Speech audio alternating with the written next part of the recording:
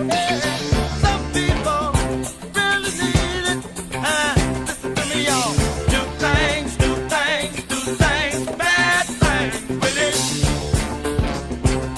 Well, you wanna do things, good things with it. Yeah. Talk about cash, money.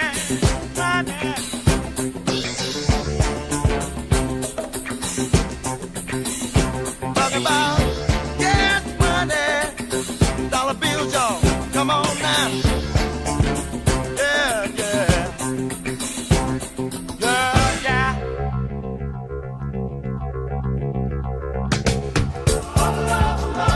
People will steal from their mother. People will rob their own brother. People can't even walk the streets because they'll never know in the world they're gonna meet for that need. Me bring Almighty dollar. That's money.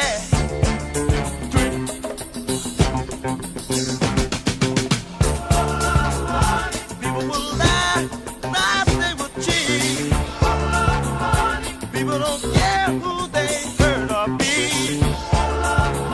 A woman will say. Please note that World HD posts on social media may include statements concerning financial market trends and are based on current market conditions, which will fluctuate and may be superseded by subsequent market event. The investment strategies and broad themes discussed in World HD live streams, recordings, and social media posts may be unsuitable for certain investors depending on their specific investment objectives and financial situation. Information and data contained in posts and on live streams have been obtained from sources believed and checked to be reliable, but not guaranteed.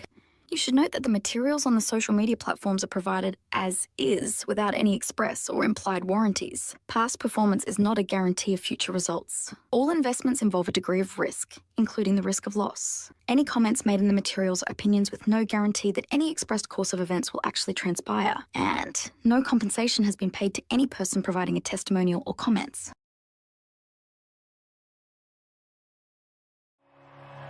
Oh, say, can you see by the dawn's early light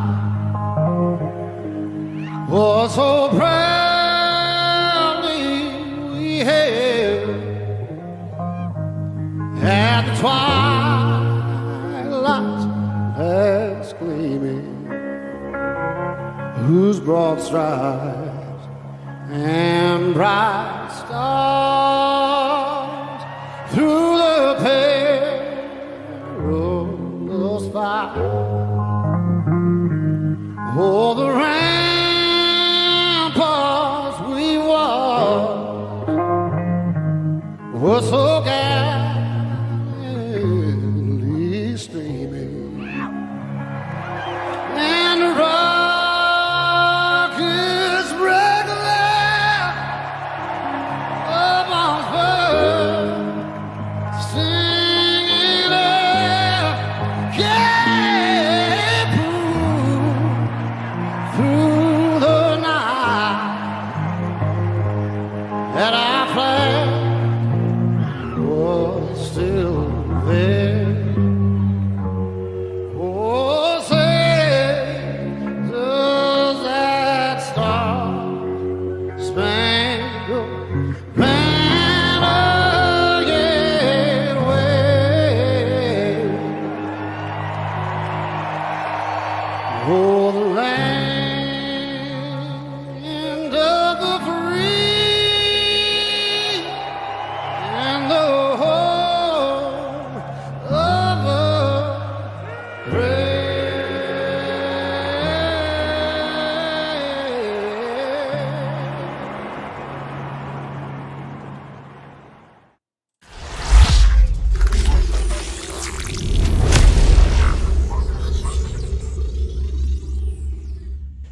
Good morning, streaming live on Rumble, X, and YouTube every weekday, 8 a.m. Eastern Time. This is World HD. Today is Tuesday, December 2nd, 2025. And today for us, it's Debt Tuesday. And I'm not even sure I've spoken at all today, even to myself. That's the first I've heard my own voice this morning.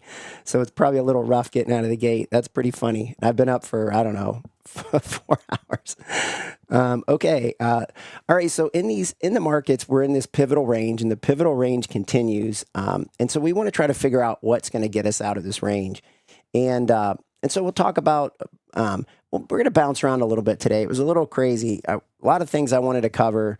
This is the risk of well, there is no risk, right? Let's just have at it. Okay. Okay. So economic data, let's hit this real quickly. I don't have a lot of economic data stuff. I'm still hoping for the switch to come in here soon where I get this stuff back up and running. Okay. So on the economic data, the next real data that we're going to get is December 16th and 17th. And so we're going to get an FOMC meeting before that on the 12th. And then as we talked yesterday, Japan, we're going to get a central bank meeting out of them on the 19th. And so in between there, we're going to get the European Central Bank, we're going to get the Bank of England, and then we're going to get a series of other central banks that, kind of secondary central banks. So those are the main ones, all right? Like, the Bank of Australia and the Royal Bank of Australia, and I'm trying to think what some of the other big ones would be for us. I think that's pretty much the bulk of it. Okay, so that gives us 7 days until the Fed decision, and the 10-year note continues to wander.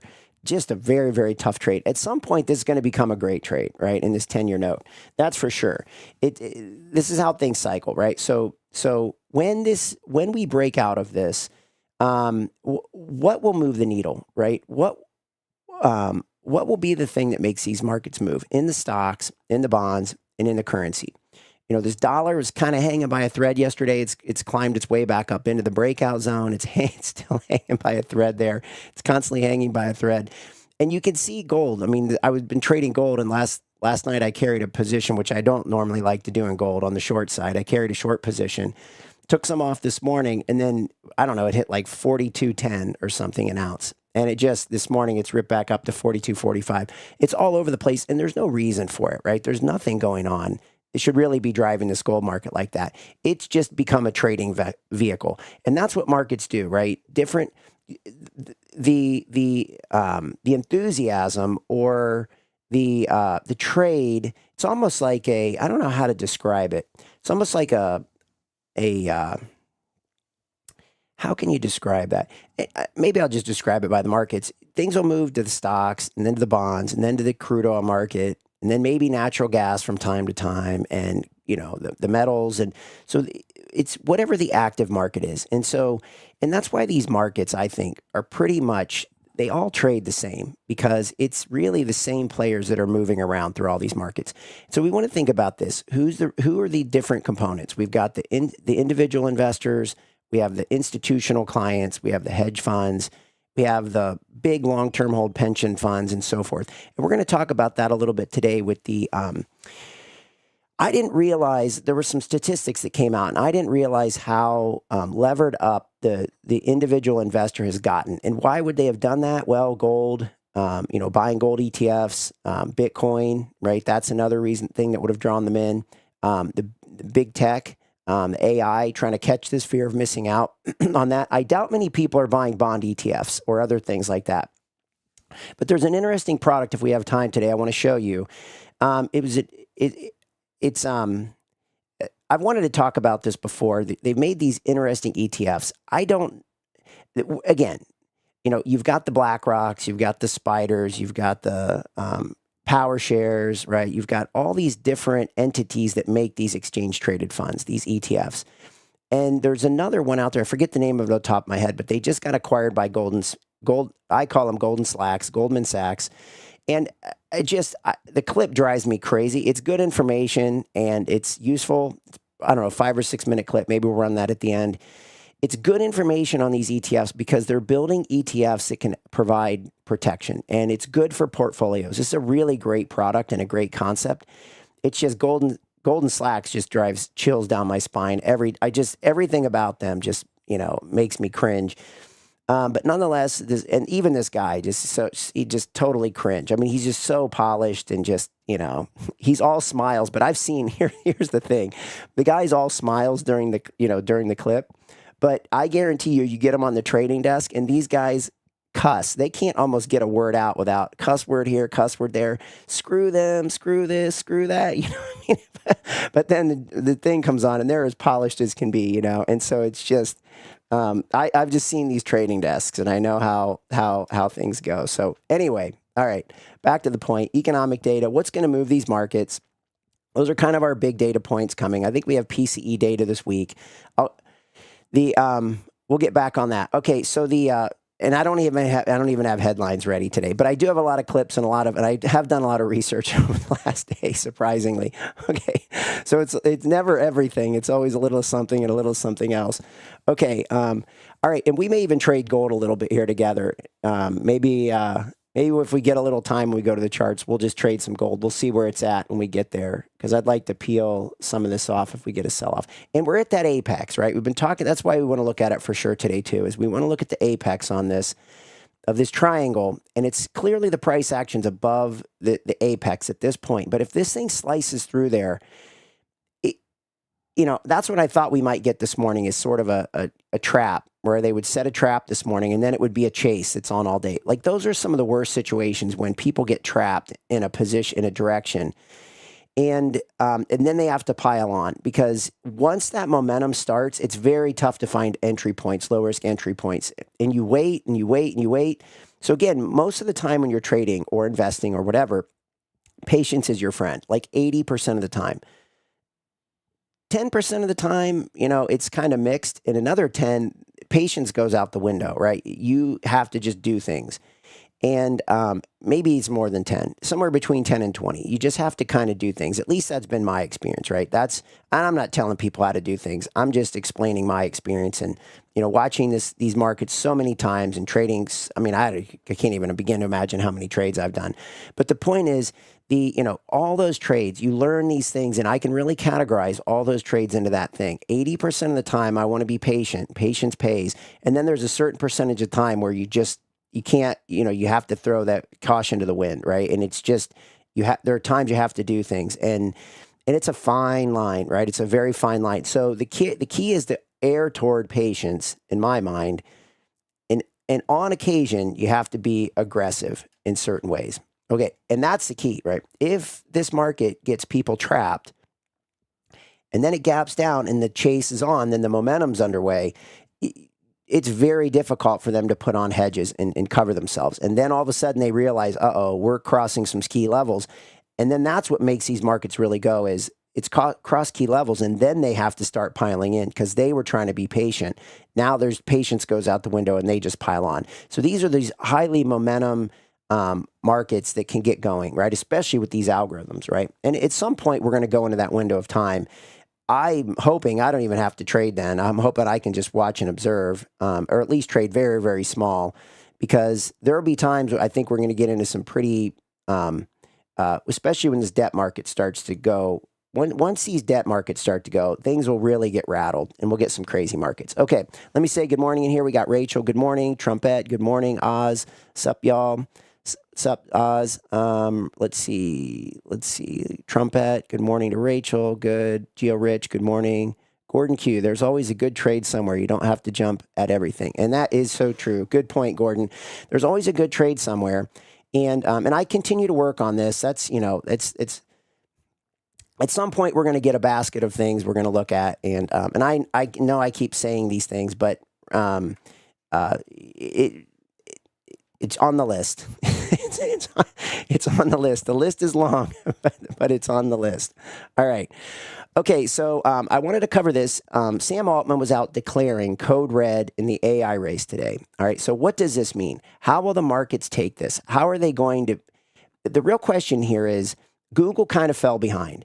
And Apple fell behind. And then Apple kind of partnered up, and Google is going it alone. And then we got these TPUs that came out, and they're going to use these, or they're going to at least, fill the gaps with these TPUs and create their own AI. So again, they're you've got NVIDIA providing the equipment, and the chips for most of these people, although there's more players coming into the field, we've got the DeepSeek, we've got the, these TPUs now, these tensile processors. So we're getting, again, markets are spreading out in this whole AI space. So it's going to put pressure on some of these different companies. We've talked about, Michael Burry and, his shorts in NVIDIA. He's got short positions in NVIDIA, and he shorted Tesla the other day too. So I'm going to kind of put these two things together.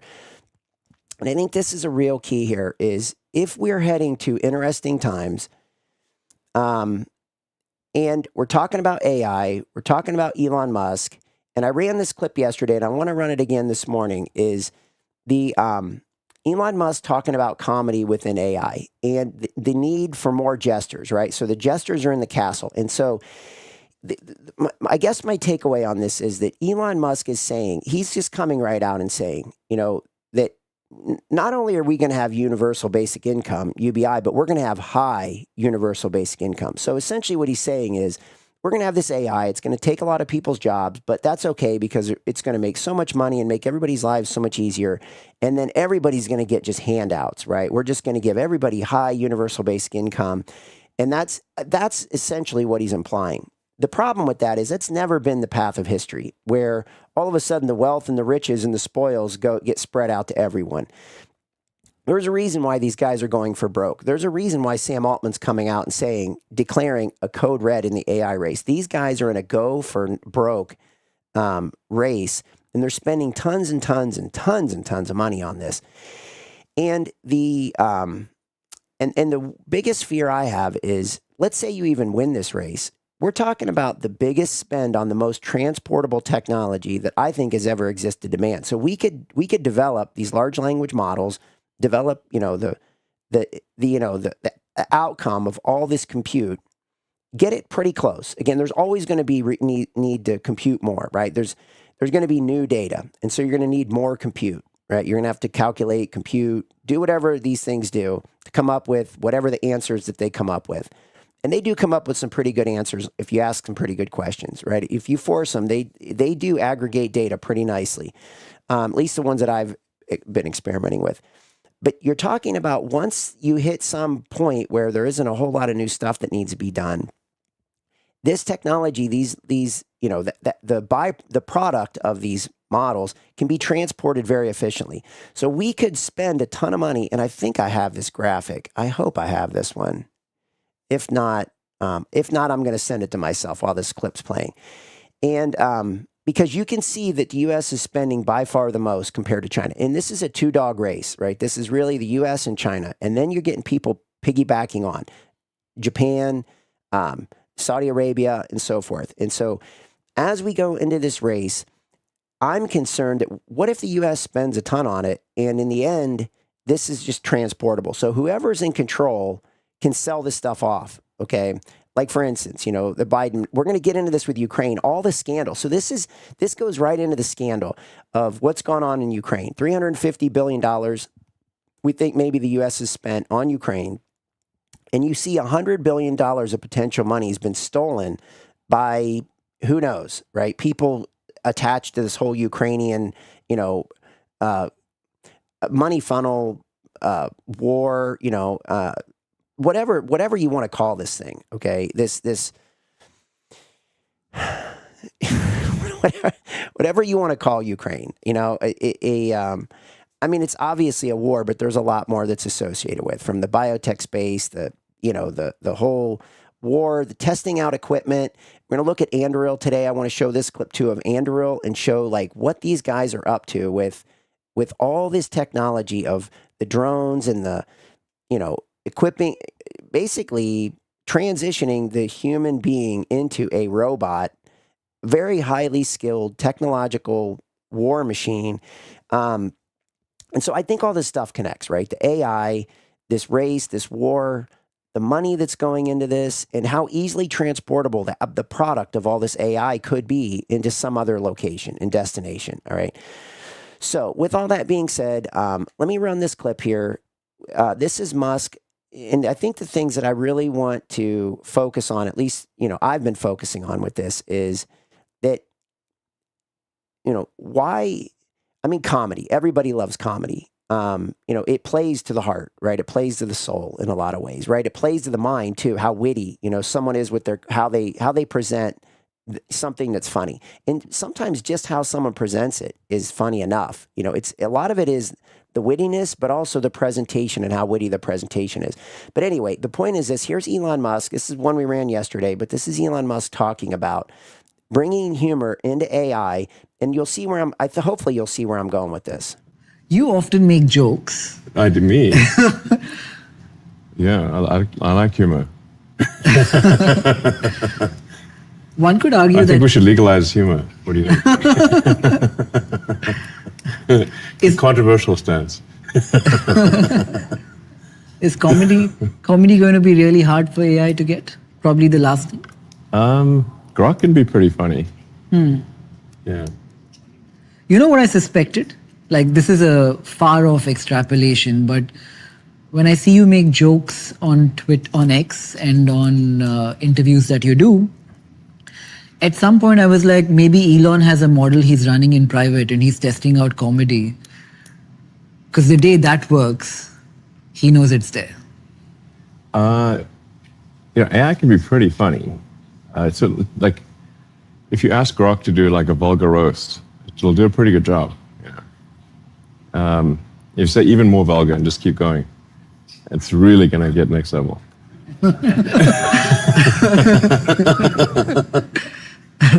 It's going to do unspeakable, like say, vulgar roast yourself on Grok and it's going to do unspeakable things to you. What kind of comedy do you like? I guess I like absurdist humor. Comedy always had like a Monty place. Python or something like that. Comedy always had a place in society wherein the role of the jester was so important to every kingdom because they said things in a funny way that could not be said in a straight way. Yeah, I guess so. Maybe we should have more jesters. Yeah. Is that what you're trying to do when you say something which is a joke? Say something you can't when you're not joking about it? I just like humor. I think we should...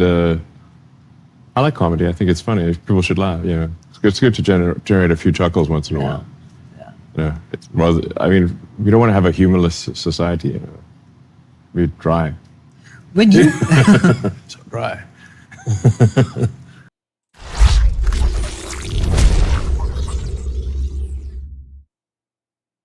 Okay, so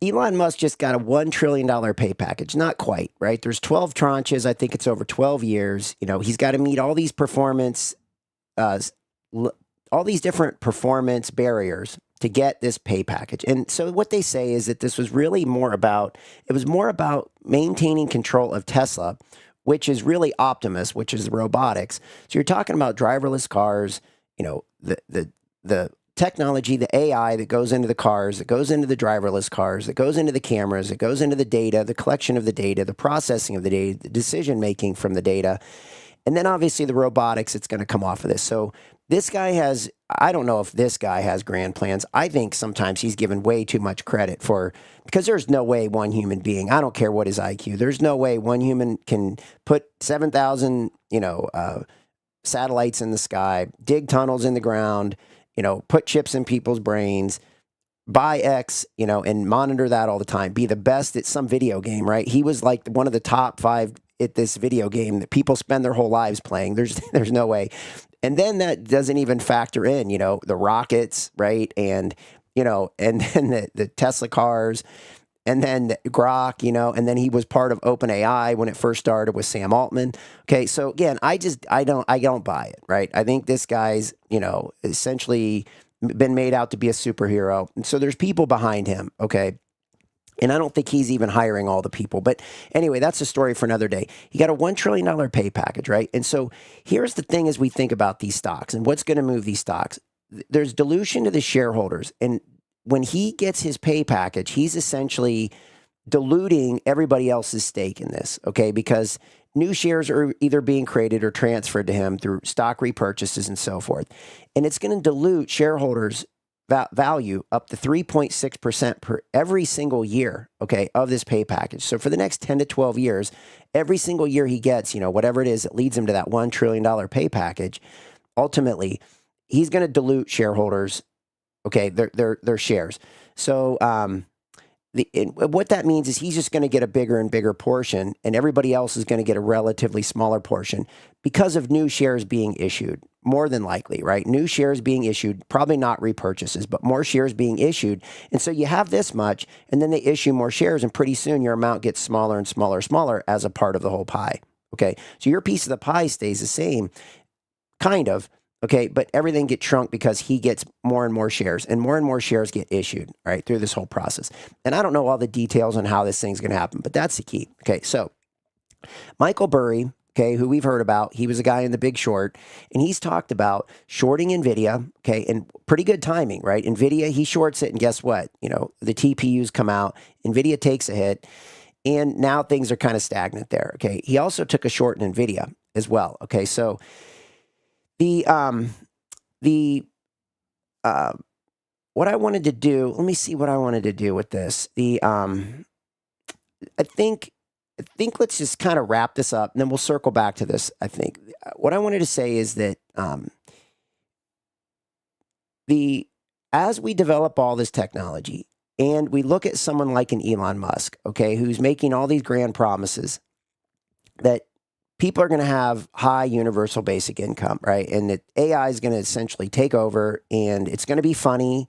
And, the castle is going to have all these jesters, essentially all these AIs making things funny for us as they hand out all this high pay, all this very high universal basic income to everyone, looking out after everyone, taking care of everyone, okay, and making everyone happy and laugh and fun and everything else.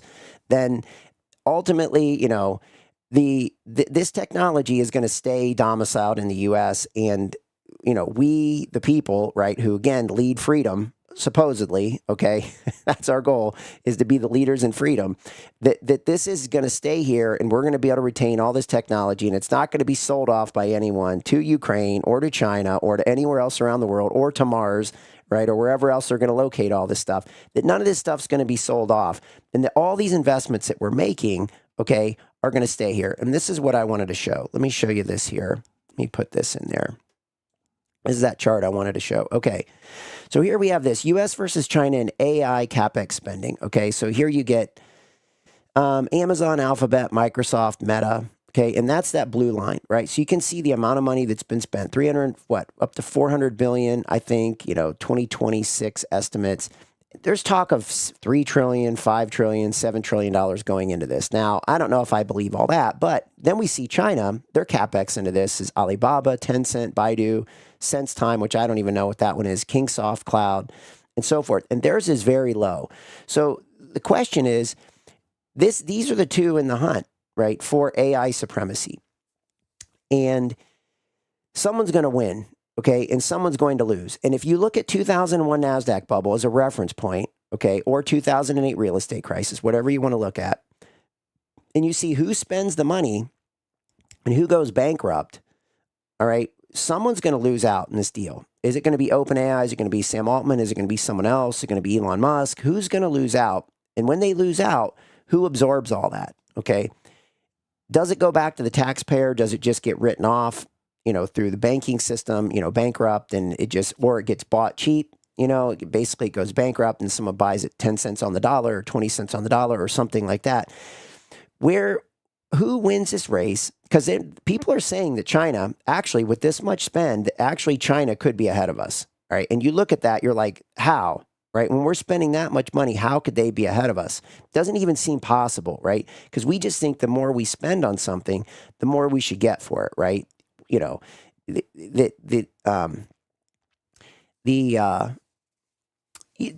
how I think we perceive things. There's, you get what you pay for, right? That kind of a old phrase. And that I'm just afraid, right, that when the winners are chosen, the winners win and the losers lose, how's that going to get divvied up, and who's going to take the hit, and how big is the hit going to be, okay, if we're going to spend all these, hundreds of billions to trillions of dollars on this AI stuff. All right. And what was that one? Okay, so that's on some other stuff. All right. Okay, so with that, let me move on. Let's move on, and we'll come back to this stuff in a little bit. Let me just hit a few things today, and it's a little bit a little bit unorganized, but okay. So we have this dispute between Japan and China. Okay, and we talked a little about this yesterday with Japan. This dispute goes way, way back, okay? But the issue over Taiwan is front and center at this point. And we have this Taiwan, Ling Chi-lung, trying to help ease the situation. So we've got Takaichi in Japan saying, that China doesn't have supremacy over Taiwan.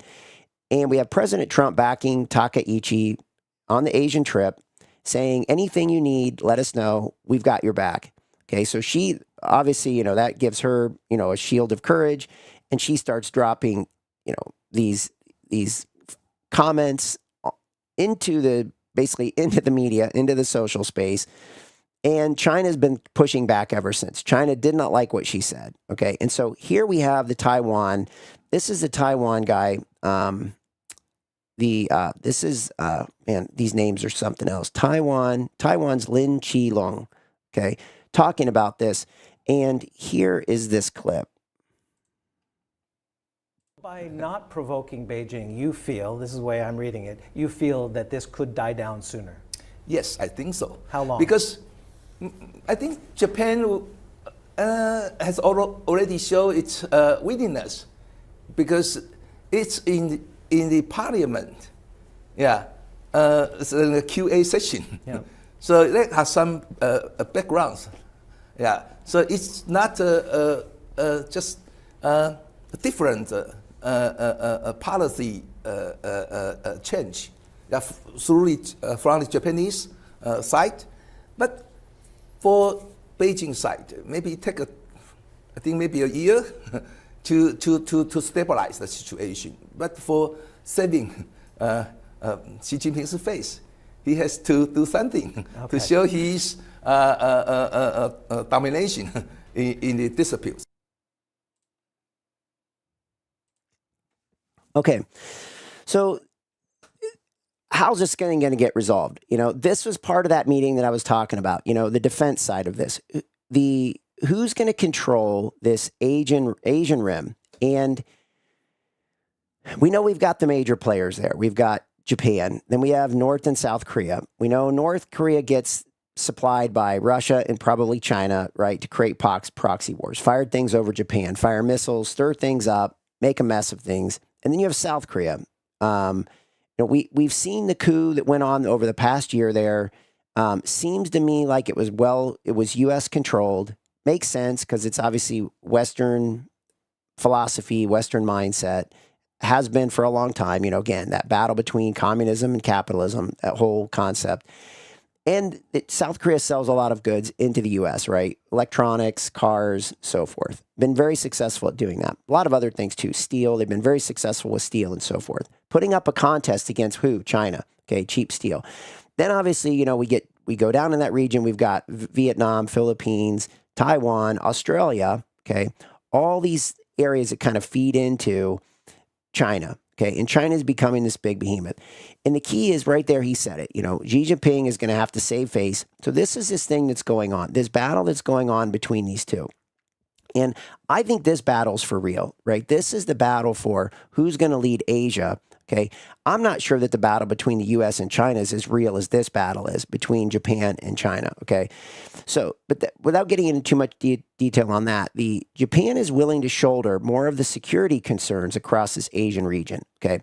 And we have Taiwan the other day out talking about installing this T-dome. So I think this is kind of like what Israel has, the dome over it. Like we talk about, we're going to have this golden dome, this system that can shoot down anything that comes in its airspace that's supposed to not be there. All right. Again, to me, that's not the biggest fear because I'm almost 100% convinced that what hit the Pentagon at 9/11 it was one of our own Scud missiles. Okay. So the biggest fear to me isn't what's coming in from outside. It's what's coming in from inside because there's no way, there's no wing holes on that. And so that had to be internal. There's no way that Russia or someone else fired that thing. And it hit the Pentagon, and we didn't pick it up and perceive it. So again, it just tells you how deep rooted the problems are.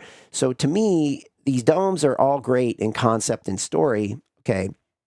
But are they another money boondoggle, right? Again, are the jesters in the castle, okay? Are they making fun of us, right? Are they making fun of these situations when the real joke, what's the real joke here? The real joke is the internal issue, not the external fears. All right. Okay. So then we get this, this whole Indo-Pacific region doesn't have a collective security arrangement like NATO, okay? So everything in here is bilateral. So these guys negotiate Japan versus China, Japan, Taiwan, Taiwan, China, Taiwan, Philippines, China, Philippines, Vietnam, South Korea, right? Everybody's doing these independent negotiations and from a security perspective. So the key is, are they creating, is Japan trying to be the leader? Because we saw this before Takaichi. The prior prime minister, or the one before that, I can't remember, was out saying that they want to develop some kind of a NATO across the Asian region. Now, what does that mean? It means more money, more potential boondoggles, but it also means who's going to control that Asian region. And it's going to be a lot harder diplomatically for the U.S. to go in there and control Taiwan than it is for Japan and South Korea, because they can actually say, we have a geographical influence here. It's a lot easier to pass off on the world and the powers that be. Okay. So keeping all that stuff in mind, right? So we see that the Trump administration is committed to the security in this Indo-Pacific region, and they're doing that via Japan, I think, okay? Kind of like a proxy, right? Like putting Japan out there saying, we've got your back, but you guys have the geographical interest. Therefore, we're going to use you rather than us. Okay, that's what I think is going on. And then we get Witkoff. He's in Moscow now. Okay, and so this is one of the trips. Again, we saw Zelensky go to Paris yesterday to meet with Macron. That was a joke. And then we see, oh my gosh, why am I drawing a blank? All these names. Marco Rubio. We see Marco Rubio going to Brussels, okay, to meet with all the Europeans this week. All right, so that's coming. We see him straddling the fence between this Venezuela and what's going on there and what's going on in the Ukraine-Russian war. Okay. So let's take a look at this. I want to go through some of what's going on, just again, to kind of hopefully building up towards something here. So we get this. This is no surprise to us here. All right. We get the EU central bank is rejecting von der Leyen's asset theft plan. Okay. So the ECB has refused to backstop a 140 billion euro loan to Ukraine using frozen Russian funds. All right. This is out of the FT. Okay. This is actually a combination, I think. I don't know if this is the RT or the FT, the Russian Times or the Financial Times. Anyway, I think this is the FT. Okay. So the European Central Bank has refused to support a proposed, okay, we already got that part, but a $140 billion payout to Ukraine backed by frozen Russian assets held at Belgium's Euroclear, the Financial Times reported on Tuesday. Okay, the ECB determined that the European Commission's scheme falls outside its mandate.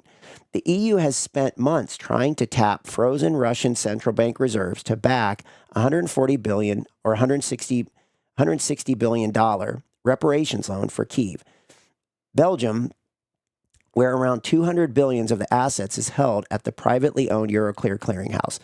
And they've warned of potential litigation as well as financial risks. Let me take myself off here. If the EU goes through with the scheme. Okay, so under the European Commission's plan, the EU nation's government would provide state guarantees to share the repayment risk on the loan for Ukraine. All right, now let's take a look at this. So again, this is all about the money flowing in. Now let's take a look at this one. This is pretty interesting. Corrupt Ukrainian officials could have bagged over $100 billion in Western aid, says the former prime minister. The figure represents nearly a third of all foreign assistance given to the country. Okay, over $100 billion in Western assets could have ended up in the pockets of corrupt Ukrainian officials, the country's former prime minister Azarov has said. According to Azarov, the U.S. and the EU have pumped a total of $360 billion into Ukraine. Okay, the corruption in Ukraine amounts to between 15 and 30% worth of the foreign aid being stolen, Azarov said in a post on Telegram on Monday. The figure is closer to 30%. In Ukraine, he added. The former prime minister estimated that between $54 billion and $108 billion could have been lost to corruption. Okay, so when we look at this at the bottom, we've got the Germany's Kiel Institute for the World Economy puts the total amount of assistance provided to Kyiv between January of 2022 and August of 2025 at some $291 billion. Okay, President Trump has consistently claimed that the U.S. alone committed $350 billion to Ukraine under his predecessor, Biden. All right. So here's the key, is that we have all this stuff going on. We know that this, is this scam being called out? And how much has really been spent? We don't even know. And we spent, if it's $300 billion and we have a portion of that, we know Europe's given some, we know other parts of the world have given some. We don't even know how much has gone there, right? This is how crazy it's gotten, right? It is just, this is, if this doesn't get under control, this is what brings down empires, right? This is what ends the world as we know it, because you just can't keep dropping money like this and have absolutely no, people know, don't get me wrong. People know exactly how much money went to Ukraine, okay? And people know exactly how much money they've made. And we've seen Tucker Carlson covering this, people seeing them hanging out in Switzerland, right? Ukrainians hanging out there with huge, proceeds from all this. We know Zelensky and Kolomoisky, how much have they ripped off out of this whole thing? How much of all these Ukrainian officials ripped off? And so the key again is, as we continue to spend all this money on AI, right, we think that it's going into this. Again, back to this thing. I know this, maybe I'm off on this, but it just seems to me, right, that here we are spending, all this money, and where's it going? It's going into, we know these data centers, right? We know it's going into, these large language models and all this stuff, these are black boxes, okay, where money just goes and goes and goes and goes. So if they can't pull off the climate scam, which they wanted, and I've got clips on this where they said they thought they could take us to $70 trillion worth of debt before we would implode. And we're at like 40 trillion now. So that's another $30 trillion that they could run up, and they were going to do it through the climate scam. If they can't do it through the climate scam, are they potentially going to do it through an AI scam? Is that one of these? Because we're seeing these circular references going around, and how much is going to go into this? Are they just getting the skids greased to continue to rip more and more off?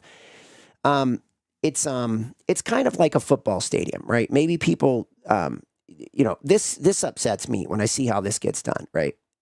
A city doesn't have a football team, or they had a football team at one point. Then all of a sudden, someone says, well, we should build a stadium, for this football team. And the football team's like, they're kind of driving this behind the scenes. So they go to the city, they float a bond, right, for, however many billions of dollars, or hundreds of millions to billions of dollars to build this football stadium or any kind of sports stadium. And then the people basically pay the debt on that, right, because it's good for the community.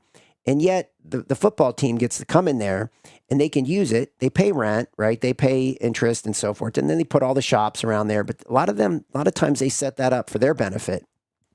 And the people are on the hook for this, okay? And if that football team leaves, guess what happens? The people still have to foot the bill on that debt, right? If it's a 30-year bond or 20-year bond or whatever it is. And it's the same kind of a thing here. It's a similar kind of a situation, I think, that could be going on where we just keep running up all these debts and so forth. And so when we go back to Michael Burry, right, who took a short in NVIDIA and, again, took a short in the great real estate, the great financial crisis, real estate crisis of 2008, when he took a big short in that, he said it was pretty easy, actually, and he almost made fun of the situation. Sometimes this stuff is so obvious right before our eyes, and yet the media just pushes things forward, right? And we just accept and accept and accept and accept, and the point is, if we don't stop accepting this, next thing you know, we'll never know how much was spent in Ukraine, and we're going to do the exact same thing before that thing ever even ends. We're going to already start doing it somewhere else. Look at Afghanistan. Look at Vietnam. Going way back, they probably perfected it there, right? We know that DARPA was heavily involved in that, and that's probably where a lot of this stuff, the real theft started, was probably Vietnam, right? The whole, this new age neocon defense system was probably really fortified, and structured around the Vietnam era. And there's a lot of things, if you really tie it back to the dollar and crude oil and petrodollar and Middle East and so forth. There's a lot of things that you could connect it to. Okay. All right. So what I want to show you is this. Okay. This is how these money laundering scams, this is just a concept, right? This doesn't directly apply, but this is how these money laundering scams go down. Okay. And this gives you a little bit of an idea. Mexican drug cartels have a problem. Billions of illicit dollars in cash sit trapped in American cities. Wealthy Chinese families, meanwhile, are often looking for ways to acquire dollars because China's strict currency controls mean they can't move their yuan abroad. But there's a new solution to both these problems: Chinese underground banking networks. These groups have become the kingpins of global money laundering by using a sophisticated new method which washes billions of illicit funds, often on American soil. It's called a mirror transaction. Imagine a wealthy mother in Shanghai who wants to buy a flat for her son studying in New York. Capital controls mean she can't move more than $50,000 out of the country. So she uses an encrypted messaging service to contact a broker from an underground bank. The mother transfers yuan to a Chinese bank account controlled by the broker. That broker is connected with someone who has dollars they're trying to get rid of. Someone like a member of a drug cartel. The dealer's money is placed in an American account this mother has access to, minus the broker's fee. The flat deposit is secured. The broker then needs to reimburse the dealer in whatever currency they want. If the dealer wants Mexican pesos, the yuan might be used to buy Chinese goods exported to Mexico. Or it could be used to buy chemical precursors to make fentanyl. No money ever crosses international borders. There's no paper trail connecting the flat purchase and the drug cartel.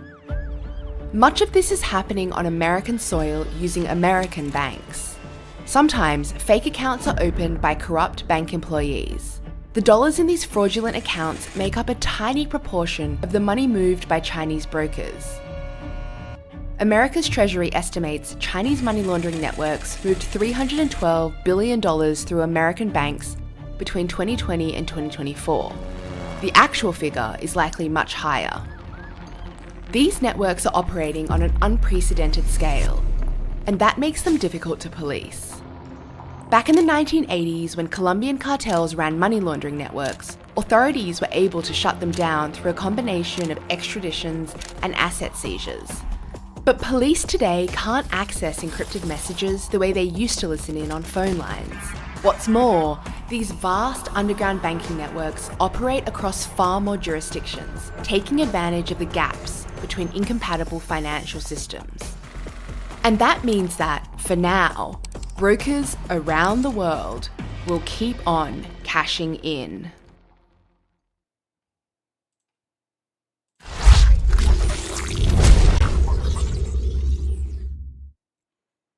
Okay, so that gives you a little bit of a background and idea of how this stuff, how sophisticated and how crafty, right, these things can get. And this is part of Bitcoin, right? We're going to get into Bitcoin a little bit today too, and kind of, why not, right? Let's just put it all in make one big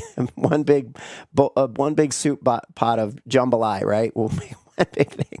We'll just throw it all in there. So we've got Bitcoin, people moving money out of China into other places. So is the battle really between the US and China? Okay, because we see this AI spend, right? All this money being spent. The product of this could be transported easily no matter where you want it. You see these money laundering schemes. We don't even know how much has been spent in Ukraine. We really don't even know how much has been spent in Afghanistan, how much in Iraq 1, Iraq 2, how much money was, I think in, what was it, 2008 we were at 10 trillion, or I think it was like we were at 10 trillion in debt. So really since 2008 until 2025, 2026, I think we've quadrupled our debt, right? We're approaching 40 trillion now. So I think that's correct, right? So it just shows you how much money's gone out the back door. We don't even know where any of it's really going. Okay. Again, COVID, this, that, all these scams, right? It's just constant scam. Okay. And this shows you how crafty it can be and how people try to survive, right? Some of these people are just trying to survive. They're trying to get money out of one place so they can have a store of value some other place. Again, this leads into all this stablecoin concept too. Okay. Can stable coins be good? Sure. And again, I'm just trying to lay some of the groundwork for that stuff because we'll get to that here in the near future. Okay. Now, another thing that's in the news is Netflix puts in a bid for Warner Brothers. Okay. We know that Oracle, right? The Ellison and his son, Larry Ellison and his son, I think David Ellison, I'm pretty sure those are the two. They are heavily seeking ownership of Warner Brothers, right? They just locked down, gosh, why am I just too many names? They just locked down a huge, gosh, it's crazy. So many names. Okay, so they're in their pursuit for this Warner Brothers, and so is now Netflix.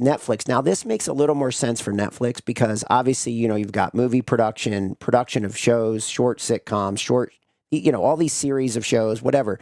It fits with Netflix, okay? It doesn't fit so much with Oracle. We have to watch and see what's going to happen here with this Warner Brothers, right? How does it fit underneath this whole umbrella of media, the media empire? Because I think this ties into the whole thing, okay? I think that this goes back to the mind control component of this, all right? And we'll get to this with Anduril in a minute. So just kind of keep hanging on to this stuff, right? We're just making a big pot of the jambalaya soup here, all right? And then another headline that was in the news today was U.S. firms are now grabbing rare earths from Europe. So we know that out of China, right, they've gotten control of all these rare earth minerals and metals, okay? 90% of it, right? We've been covering that nonstop, okay? And everybody's been covering that. Oh, that China, they've got control of these rare earth minerals. What are we going to do about it? Well, how are we going to get that back? Well, okay, again, who set that up is the real question. How did they get control of all that? We pay a ton of government officials to watch out for this stuff, right? CFIUS, all these different things, right? To keep an eye on this, to make sure that we're not getting, excessively weak in one area or another on a global stage. Okay. So again, who set this thing up with China? That's another question. I don't think it just randomly happened, right? That China got access to 90% of the rare earths, minerals, and metals. All right. However, U.S. firms are now grabbing rare earths from Europe. Okay, so many issues.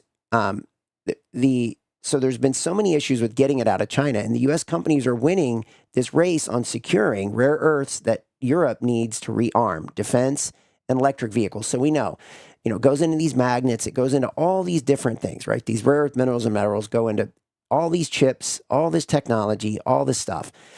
And what in the heck are we doing getting this from Europe? Why is Europe giving that up? Okay, I don't know the whole story on this. I'm going to be watching to see what comes out on this story today. But somehow U.S. firms are getting access to Europe's rare earth minerals and metals. I don't know, right? Okay, but I just think that that whole thing fits in with this. It's like, what the heck is going on with this? Okay, now let's get into the risk on, risk off of these markets. We'll circle this back to Bitcoin, okay? And this, the 30% plunge in Bitcoin so far. Okay, so what if we're going to get a rally in these stocks? What's going to be the next thing that drives it? Okay, will it be as simple as the FOMC meeting on the 12th? Will it be the follow-up data that comes through on the 16th and 17th? Will it be something to do with Japan's central banks? Will it be something to do with these other central banks? Or is it something else that's going on here? Or maybe we're not going to get a rally out of this, right? Is it the consumer, okay? The consumer that's going to come in and bail us out like they do every single year, right? The U.S. consumer, are they going to come in and beat expectations for bigger spend through the holidays? Because most retail stores in the U.S., they kind of just break even for the first 9-10 months of the year, maybe more. And then it's the last couple months of the year where they actually go in the green, okay? They go from the black into the green in the last few months of the year. And it's really this, this big spend that everybody's looking for. Everybody keeps trying to pull it back, right? Black Friday, Black Monday. Everybody's trying to get it. They're trying to front run the amount of money that people have in their minds that they're willing to spend on the holiday purchases for loved ones, for themselves, for whatever, right? Or just hunting deals, right? A lot of people sit around and wait till you get the Black Friday deals, and then they go out and they buy, right? They sit tight and they make these purchases. Okay. All right. So what will cause this? And a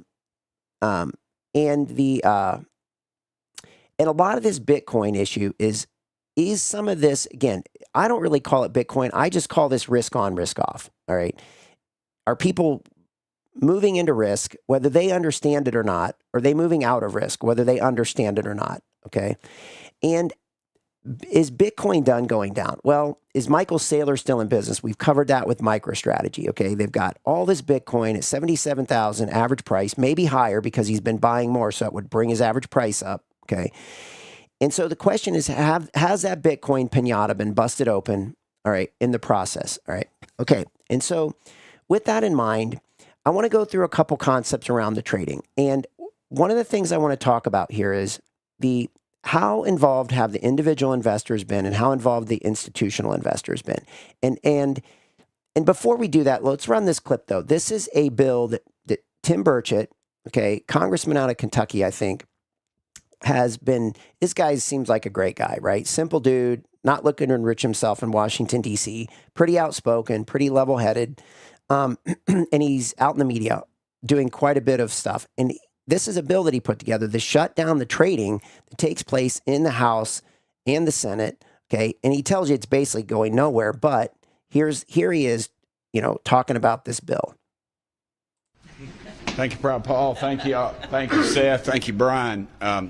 Somebody asked me if I was going to wear my jacket up there, and I said, to quote the immortal words of Henry Winkler when he played the Fonz, I always rumble in this jacket, because that's what we're up against. This is a fist fight, folks. Now, first, I guess I need to thank Chairman Stiles and the committee, the House Admin Administration Committee, for taking this up, because I realize what we're up against. I mean, this is, everybody talks about this place being a dadgum swamp. It's not a swamp. A swamp is something cool God created. It filters water. Animal life lives and flourishes around it. This is a sewer. This is created by man, and it needs to stop. We've, for years, Congress has been using hard-working American taxpayers' money to get rich. Dadgum, it's got to stop. America knows what the heck's going on. Everybody wants to knock Pelosi. Heck, she's not even in the top 10. Get on that Unusual Whales site. This is pathetic, folks. We all know what's going on. Congress knows what the hell's going on, and it needs to stop. This body has been enriching itself on the taxpayers' dime for too dadgum long, and it's got to stop.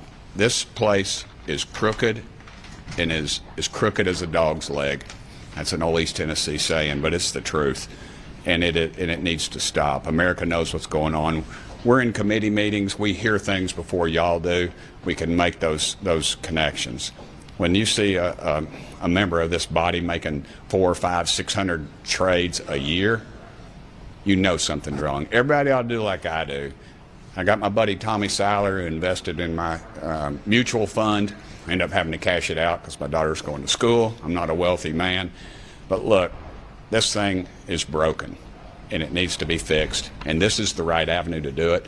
And I want to say something. I'm going to get these guys mad at me, but I really don't care, because they can't vote in my district. This thing ain't going to pass. If we're going to pass something in the House, and then guess what? The Senate will either, one, not take it up, or they'll come back in righteous indignation and say, oh, we need to make this stronger, something totally ridiculous, and they'll send it back to us. This is a scam that's being played on the American public, and it needs to stop. Let's quit with this nonsense. Let's give America a reason to trust Congress for once in our miserable lives. This is our chance to stand up and say, we hear what you're saying, America. We're going to fix this dadgum problem. But we probably won't do it.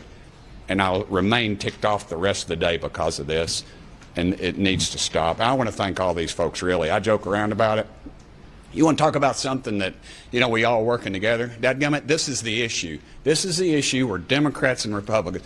Dadgummit, if I can stand up here with these two. Yeah, these two.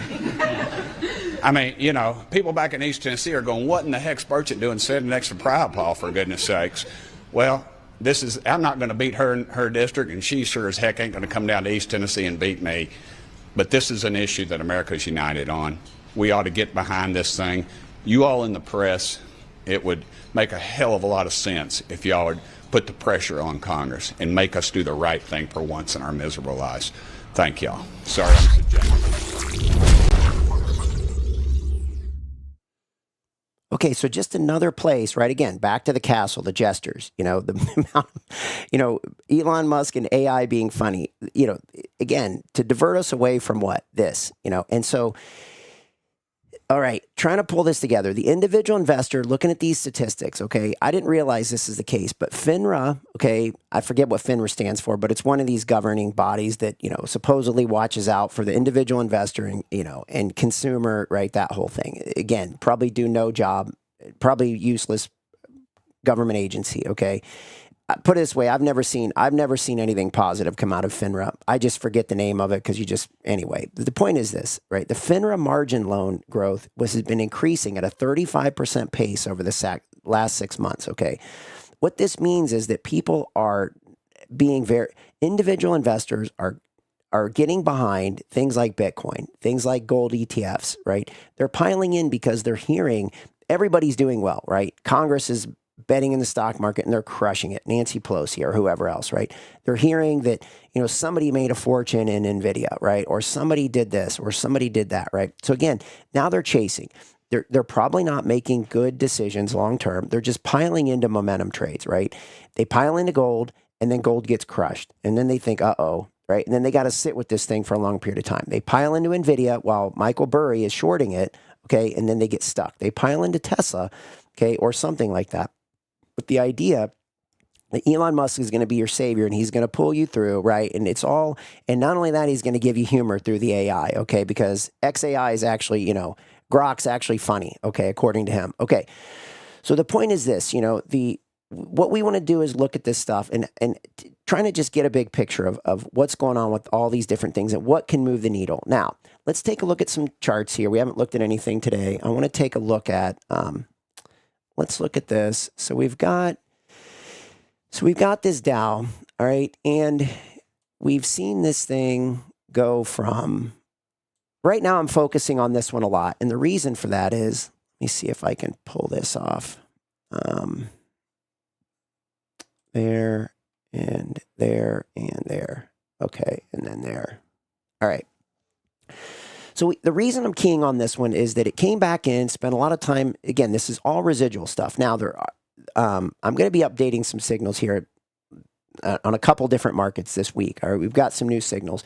But that being said, we're still using this residual, okay? And you can see it spent a lot of time. To me, this matters. It spent a lot of time back in here, right? You know, a little bit of volume below this old break. So this is this thing's already been completed on the upside, right? It hit the 47,797 back in here and it exceeded it, okay? Kind of went up through it, came right back down through it, spent a little time around the halfway zone, came back down in and around the breakout zone, spent a little time below it, more time at it, then it went right back up and hit this 47,797. Last week, on a light volume week, into Thanksgiving, not only that, the Chicago Mercantile Exchange had that overheating issue, and the markets got shut down Thursday, Friday.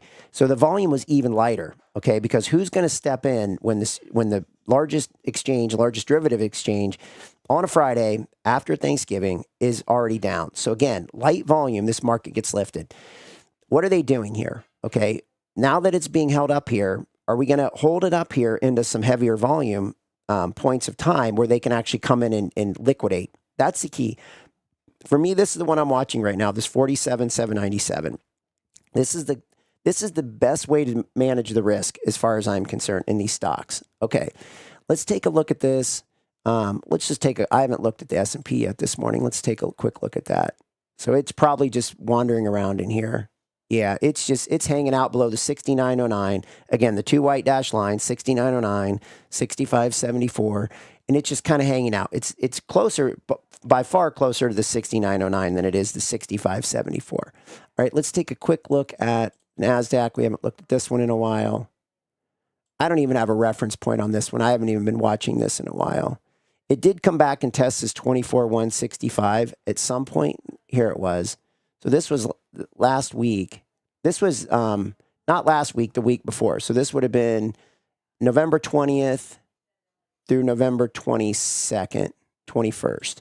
Came back and retested that 24,165. Okay, so it's still filling in. All right. Okay, let's take a quick look at this Russell 2000. I'm sorry, that's the wrong one. Here it is. Okay, so again, nothing major with this one. It broke out to new highs, and now it's sitting. Actually, it did come back down and retest this prior high. So we had one high, two high, three highs, sold off, came back through, broke out above it, and now it came back and retested that, and it's held it. Okay, so hanging in there, right? The Russell's hanging in there, right? Going to keep an eye on this thing. See if if this thing can get some legs, then that's going to add to our thinking on this stuff. Again, are people chasing the shiny objects, right? You know, the Bitcoins, the golds, you know, the big tech stocks, but actually we could see a broadening out into something like this Russell index, right? That would be a better place to be looking. I think another place to look is potentially, well, we'll leave it at that. Like, let's keep that in mind, right? These three indices, or these four, right? The Dow, the S&P, the NASDAQ, and this Russell, right?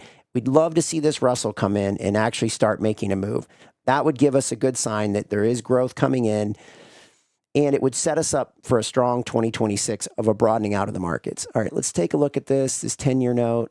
I wanted to look at this thing quickly. All right, so again, this thing's been a train wreck. It's coming back into this. So it got up to the halfway last week, right? Made a nice push, up in here, up to the dark green line, made another push, another push, another push, another push right here. Okay. And then it's sold off. It's almost back down into this breakout zone again. All right. And let me just turn that to there. Okay. So there it is, right? It's just hovering right above here. Now, if we look at the daily on this, right, we know we've looked at this so many times. It just keeps hugging this red line at the bottom of this upward sloping trend channel, and it's just sort of hanging in there, right? The full upside objective would be this bright green line, 114.20. It just can't get there. Okay, it's very concerning if this thing starts to roll over and rates start to rise. It's going to be very, very concerning for a country that's carrying 39 to 40 trillion in debt. Okay. All right, let's take a look at this Bitcoin. Again, no surprise to us here. It's come back. It found this moving average. Okay, right around in here, this area. And the question is, can it break below here and make a run at this gap where this gap occurred, and essentially where the black circle's at? That would be a target that would really create some chaos in the Bitcoin space. Okay, now let's take a look at this gold. And let me, here we go. All right, so here's the gold. Here, switch that. Okay, here's gold. And we're looking at this thing right here. Okay, so we've got this converging triangle. And we've seen it hold up. It did a pretty nice job. It looked like it was going to hold this last week. Okay, so again, you've got the point up here, the point there, this point. From the bottom, we've got, this goes back to, this is like September, mid-September back in here. And then you can see we touch it here again in late October, early November, mid-November, like November 21st, right? This right here is November 26th. So this is last week over Thanksgiving. And then it breaks through, okay? And it breaks out above. What we're watching is this. We're watching this apex right here. Okay. Let me just see if I can change that color. Okay. Now, what would be great is to see this thing come back down through that, right? This is what I'm talking about. If we could see this thing gap down through here and push back down through here, that sets up a potential sell-off in this gold. If it stays above, the trend is up. So again, you're fighting right now, being short this thing. I'm fighting against the trend. I'm fighting, things aren't looking so good. Now, if it gets down into that apex, goes through that pink box, it can really set up a gappy type of a situation. What would do that? The dollar, right? The dollar potentially climbing could put pressure on this gold and crude oil and a lot of these different commodities and the commodity currencies. Okay, so let's take a look at the dollar real quickly. Haven't looked at that. I don't think we looked at that yesterday. Oh, yeah, we did. We did look at that briefly yesterday. So it was looking pretty rough yesterday. Right here, dropped below. It dropped below the breakout zone, kind of hanging by a thread right there, right? And then it climbed back up into that space. So now it's sitting right in here. Okay, it's nestled right in above there. The key is, can it make a move through this breakout zone and climb back above? Or is it going to continue to move along here, building energy, right? This is going to be a big deal. Again, 10-year note, struggling. We just looked at that one, right? The Dow, S&P, those sort of wandering. But again, looking at the Dow, looking at the S&P, those are our two guideposts at this particular time, based on the information that we've got on the table now. And then watching this dollar. What's this dollar going to do? Can it break out to the upside? Okay. And then, so again, back to gold, what I'm looking for here is, can this thing make a move down through this? If it does, people are going to be trapped. If not, we got to bail out of this, right? And start just either sit on the sidelines and watch, because, again, we've watched this triangle form for a long period of time, and it either needs to do it at this point or it's not going to do it. I would love to see it come back into that 35 to 3,600, because I think it would take a lot of this, it would take a lot of the speculative interest out of this market, right? It would make the central banks rethink. It would make a lot of people rethink their position in gold. What would happen to silver? What would happen to copper? What would happen to platinum, palladium, these other steel, aluminum? We'd have to look at that separately. Gold's the precious metal, kind of acts a little bit like a currency. Would a dollar strength put pressure on this gold? Remember, we looked at gold silver ratio, got over 100 to 1. Now it's at down in the 80s, I think. I haven't looked at it in a couple days, so I don't know exactly where it's at. But it's not good because silver's made a big move. Gold's kind of holding steady. If gold can sell off here, it could really change the parameters on a lot of different things and make people rethink, right, this risk scenario. Okay. All right, so I think we're good there. Unless, if anyone's got any questions, I can always come back to that. I just want to get this back up so I can see it. And then what I want to do is let's go ahead and take a look at this. This is a clip that I wanted to. So this is a guy. All right, Stanley Druckenmiller. He worked for George Soros, right? He was kind of the trading arm of the George Soros operation. Okay. Scott Bessent was more of the quant and the brain side of the George Soros operation. Okay. Scott Bessent's our Treasury Secretary. Stan Druckenmiller made a fortune.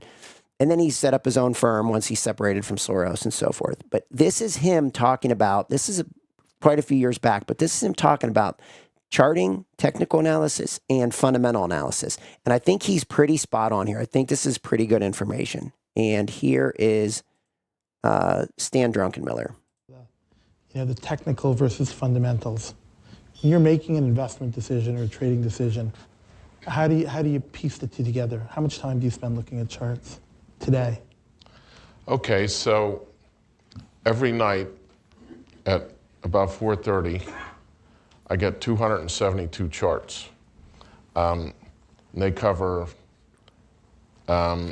just about every group in the stock market, every commodity, every currency cross I'm interested in, every fixed income market around the world. And they're basically daily, weekly, and monthly. Daily is supposed to predict 8 to 20 days, weekly 8 to 20 weeks, and monthly 8 to 20 months. When I make an investment decision, it's usually, sometimes, believe it or not, the idea comes from the charts, but I will never invest just on a chart. But if I really like a fundamental thesis and the chart stinks, I won't do it. There's, you know, my old boss used to say, in terms of stocks, I apologize to women in the audience, there's 6,000 girls out there. You know, if 20 or 30 of them look great, I don't need to bother with the rest. And you can always find, at least in terms of equities, 20 or 30 great fundamental stories that the chart looks good. But I always assume that the market may know something. And I've always had a great deal of respect for the market. So I'd say 75 to 80% of my ideas come from fundamental, and then they're verified by the chart. But I've also found ideas from the charts and then discovered the fundamentals. The charts we use, because I took a shortcut to my career, as you can hear, charts were a great tool for me early on because I didn't learn a lot of the fundamentals in time.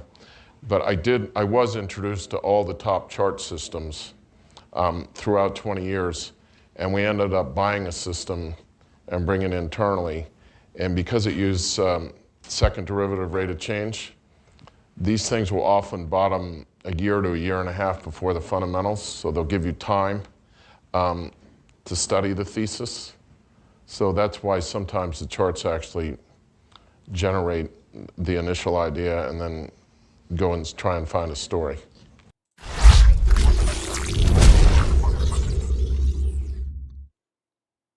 And that's the approach we're taking in here with the harmonics, right? The harmonics can actually give us the guidelines, and then we look for the story, right? So again, and that way you can chuck all the garbage, right, that comes at you. You can say, that just doesn't make any sense. So again, back to the dollar. Take the dollar, for example, right? You know, hanging by a thread here, right? It's very touch and go. It's above the breakout zone, below the breakout zone, back above the breakout zone, back below the breakout zone. And you can see these big currency shifts take place in the gold market.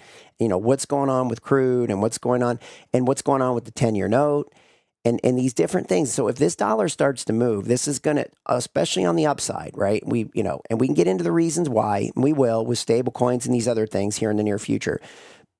But the key is, this is that thesis, right? We're using the charts to come up with the thesis. Here's the potential for this thing to make a move. Would it catch people by surprise? Is it not one of the shiny objects, right? Is it not the Bitcoin? Is it not the gold? Is it not the big tech stocks? It's something different, right? Usually you look to the things that have been quiet to make a big move. Like wheat can be quiet for a long period of time, and then wheat gets very active, and then it's quiet again. And then soybeans might get active for some reason, then corn, then natural gas, then this market, then that market, right? Moving around these different things. And so as we're watching, what's going on with the rare earth metals, rare earth minerals, the supply, the demand, the wars that are going on, the stuff with Venezuela, all these different things that are going on, right? The money laundering that's going on, all this stuff. What, in the end, what can we sort out of this? Is the dollar going to, make a rally here, or is it going to fall apart? We're at one of these decision points now. Again, our backstop level is 95. So again, thinking about how Stan Druckenmiller was thinking about that, he uses the fundamentals first and then the technicals. I like to use the technicals first and then actually come back and find the story. He kind of alluded to that at the end. All right. So that's what we're trying to do, is sort out the garbage, right? Sort out the truth through all this stuff. All right.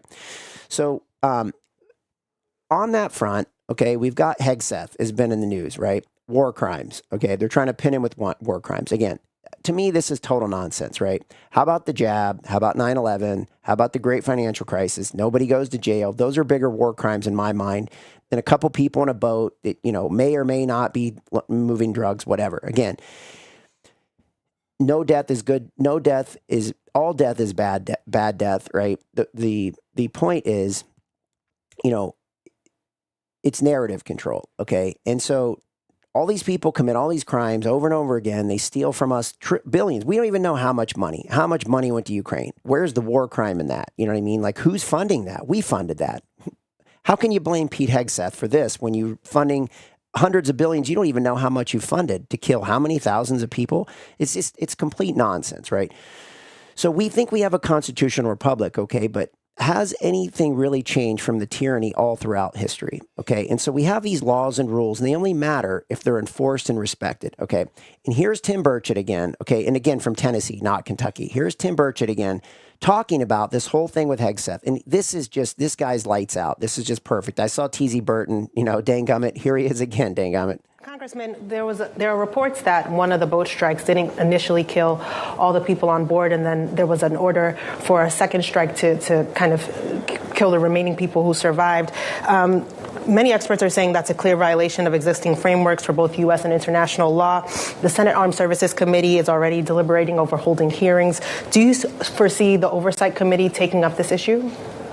Ma'am, I'm sure we'll have multiple hearings on this, but as usual, Congress under either party doesn't do a whole heck of a lot. We'll probably write somebody a strong letter, and we'll bring some people in, and both sides will pair up against each other. But the reality is Congress isn't going to do anything. This is another bright, shiny object. We'll get distracted on it, as we have in the past, off of other issues, and then we'll move on to the next bright, shiny object that'll get clickbait. And that's what really it's all about. Okay. Hard to argue with that, all right? Now, trying to pull this together, right? We have the AI, we have Elon Musk, right? The Jesters in the castle promising, promising us, universal basic income at high levels. Everything's going to be great. Not only that, it's going to be funny, right? AI is going to be funny, and so forth. Here's what's really going on with all this AI. Okay, this is really where this is where it's really heading here with Anduril. This is Palmer Luckey of Anduril. Again, he created the Oculus Rift, then sold it to, I think, Microsoft, if I'm not mistaken, made hundreds of millions, if not more. And now he's building drones and all this different technology. Here he is on Joe Rogan talking about some of the technology. This is a lot of what's going on in Ukraine, right? Prepping for the next war, the next big money launder. If that one wasn't big enough, the next one that comes after this, right? The one that Europe wants, the one that most of the world wants, because they got to cover up all this debt, okay?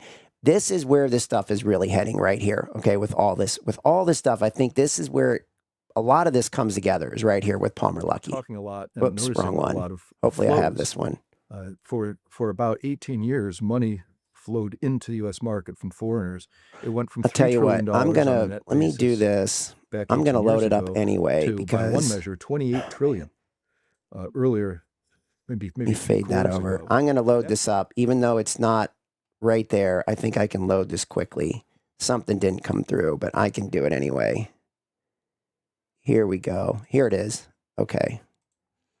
I might have to adjust it, but this is it. This is Palmer Luckey with Anduril. This is a new product that we just announced at the Army's conference yesterday. We've been working on it for years. It's called Eagle Eye. So this is a video feed of what it is like to use the system. So I've got the helmet on here, and then this pair of augmented reality glasses. These sync with the helmet and with these sensors. So I can see where my gun is pointing. I can see where every enemy is. They're tracking where the bad guy is. They're tracking where my guys are, and then watch when they go behind the container. So I can actually see through it and watch. Now they're engaging the guy over there, and he's down. You can all share a view of the world. And by the way, this view that I have, it's shared now with all of the robots as well. Let's see, I see someone inside of a building. Every drone and every person now sees that person where he is. Does it have the same functionality as like Walker game ears, where you can amplify outside noises, but then when a loud boom comes off, your ear is protected? Exactly, but it's even better. What we're doing is a phased array of microphones so that I can actually steer the amplification beam. So it can give me not just enhanced hearing, but directional enhanced hearing. I can say,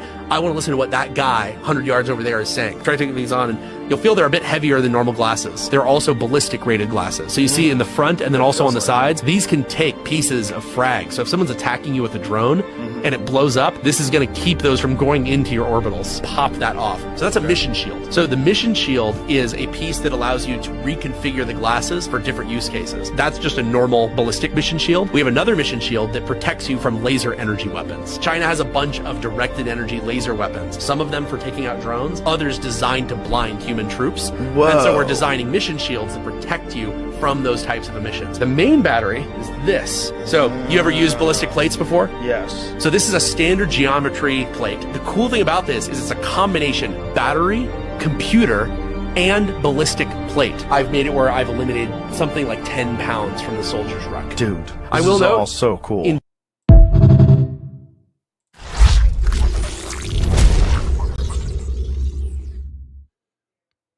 So it is cool, but that is the surveillance state right there. And again, where's all the money going? It's going into this. Why is it going into this? Because we have massive amounts of debt. That debt needs to get erased, right? One way or the other. They can't have the people realize what's going on and say, wait a minute, this isn't our debt. We're not going to pay this.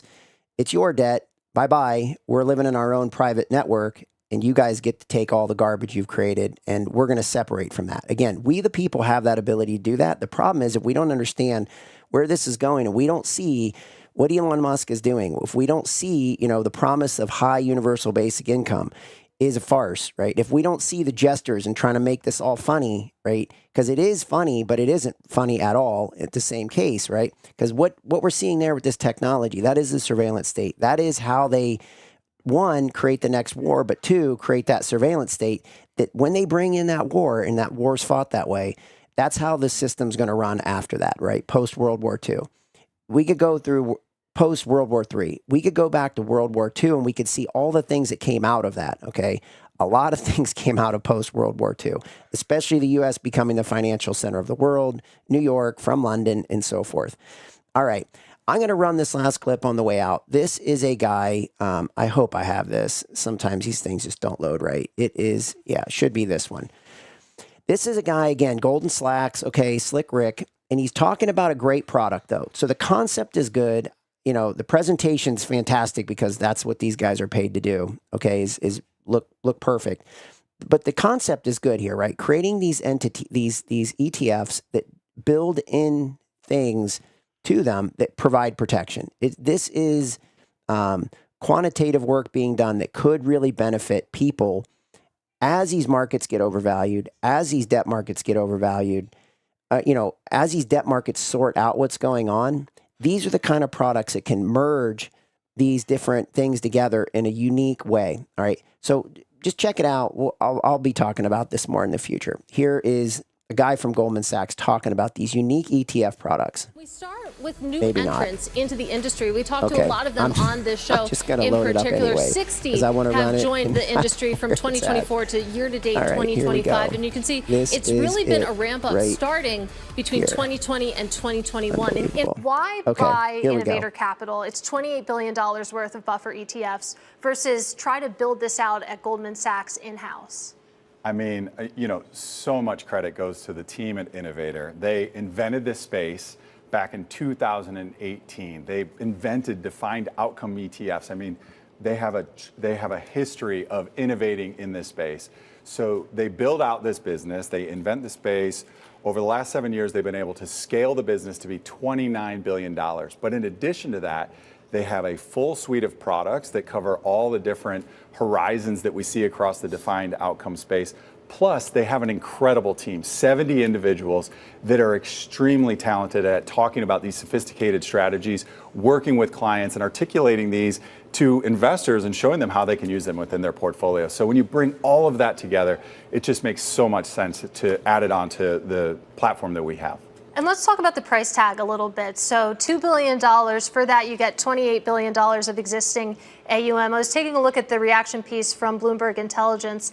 That's about 7% of assets. That's probably closer to private market deals than traditional products. So show us the napkin math of how you justify a $2 billion valuation. So over the last kind of handful of years, I've been traveling around this country working with clients. And in more conversations than not, defined outcome ETFs were coming up. How do I get more income in my portfolio? How can I get targeted downside protection? What about different growth areas that I can get within my portfolios? And over time, you start to notice this pattern. There's more and more investors that are looking for better ways to build portfolios on behalf of their clients. And so when you take that, you start to see, like, wait a second, there's a massive trend here. Now, Cerulli put out research last week. They suggested the space could grow 4 to 5x over the next 5 years. And so I don't think I'll get into the napkin math, but what I will tell you is that I know investors are really excited about the strategies. You've seen it grow massively over the last 5 years, and groups like Cerulli projecting 4 to 5x growth over the next 5 years. You start to see why we're so excited about this space. Who specifically, in terms of the end users of these funds, who specifically are those types of people? I mean, that we're talking about. Are they using this primarily as a hedge, or is this actual real sort of growth and or income opportunities, I should say? It's a great question. Yeah. So step back for a second. We called it defined outcomes, which is a pretty wide space. We see income in this category, we see targeted buffer in this category, and we see growth in this category. There's a lot that's going on there. So we've seen everything from core replacement. You know, I was using the S&P 500. I want to swap that out with something that could provide a little bit more protection. We see it as an income play. I want to put this into my portfolio and it can enhance the income that I have. We see it as a bond replacement in some areas where maybe I can use this instead of bonds and it gives me a little bit more equity upside. There's also some differentiated ways where, you know, investors are starting to use this to put cash to work. Markets are still at kind of close to all-time highs. And so, you know, if an investor's starting to put money to work, do you do that right now? Or maybe this is a great way to start to leg your way into an equity position without taking on some of the downside risk. And so I think that this is going to absolutely change the way that we think about portfolio construction over the next 5 years. We're seeing this both on the retail side and on the institutional side. Institutions have been using strategies like these for a long time. Now that we can deliver them through the ETF wrapper that is intraday liquid, that is transparent, that is tax efficient, that comes at an attractive price point, that starts to be a real game changer for us. For the individual investors, is there sort of an education arc that's needed, at least if not for them, certainly with the advisors that are selling it? Yeah, absolutely. Yeah. And you know, that's another big part of the innovator team. I mean, they're experts at having those conversations, and we really want to embrace that. I mean, we want to lead with solutions. We want to lead with, this is how these are going to work within your portfolios. It's important that you own it point to point. There's different ways that these are going to move out there, but once you understand how those work, then you can really enhance what you're doing within your portfolios. So this news in and of itself is exciting, but the natural next question, Brian, is what's next? I mean, could we go out and see GSAM buy more companies, more areas in terms of white space where maybe GSAM doesn't have that presence? So let's think about what happens with a transaction. You really need to get some things that are very aligned. First of all, when we think about Goldman Sachs and Innovator, our firms have very similar cultures. We wake up client obsessed every single day. If you talk to the founders of Innovator or any person over there, they wake up thinking about the clients. When you talk to anybody at Goldman Sachs, we wake up thinking about our clients. So that's number one.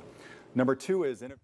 Okay, so I could keep going with that, but I don't really think they wake up. That's a... They wake up thinking about how much money can they extract, right? That's really what they wake up thinking about. And if this product works, that's great. So the concept here is great with that product. The key is we just want to find other people who are doing this, whose intentions are better than the Goldman Sachs, the Golden Slackses of the world, right? So again, he puts on a great story, tells you exactly what you want to hear, okay? The problem is that's not what they're going to deliver, right? Again, Who benefited from the 2008 real estate crisis tremendously? Goldman Sachs. Okay, so again, these guys know how to set the stage. They're in on the deal when they take huge sums of money. So again, the concept is great. We just want to find other people who are doing that, okay, who aren't involved in this whole, the jesters in the castle who are promising high income for everyone forever, right? And luring everyone into places they probably shouldn't be. All right, with that, done for the day. Have a blessed day, everyone. Tomorrow's Energy Day. We'll see you then. And hopefully some of these trades start to work out. We'll see what happens with this dollar. I'm very fascinated to see what happens with this. Have a blessed day. Thank you.